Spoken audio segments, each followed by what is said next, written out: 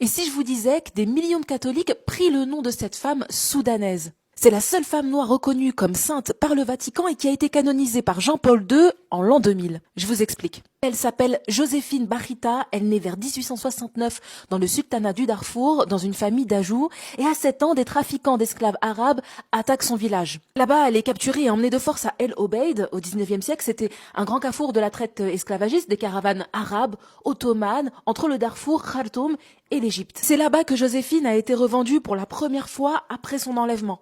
Ses ravisseurs la nomment Barita, c'est-à-dire la chanceuse, avec ironie car elle venait d'être kidnappée, violentée, vendue.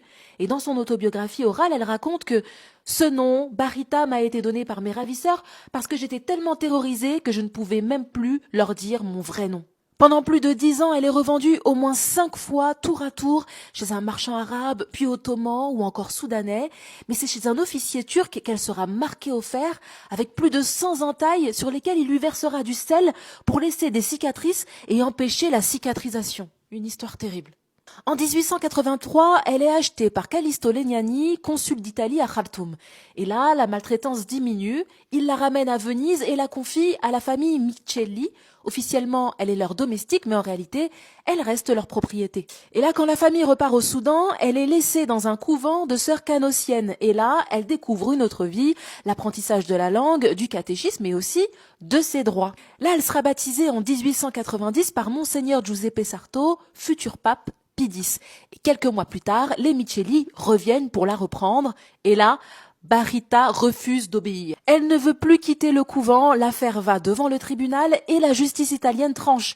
Le 26 novembre 1889, le tribunal de Venise déclare que Barita est libre depuis son arrivée sur le sol italien parce que l'esclavage n'y existe pas légalement. Cette décision est historique car c'est une libération obtenue par la loi et par sa propre résistance. Elle choisira alors de rester au couvent où elle y vivra pendant près de 40 ans. Les habitants la surnomment Madre Moreta, la petite mère noire.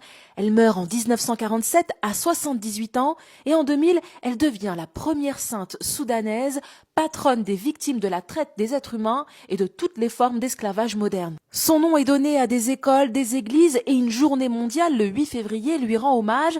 Mais ce moment cache un paradoxe, parce que si l'Église italienne l'a aidé à devenir libre, le Vatican fermait encore les yeux sur l'esclavage dans les colonies et y envoyait même des missionnaires. Autrement dit, Barita a été libérée au nom de la foi, alors que cette même foi justifiait encore la servitude ailleurs.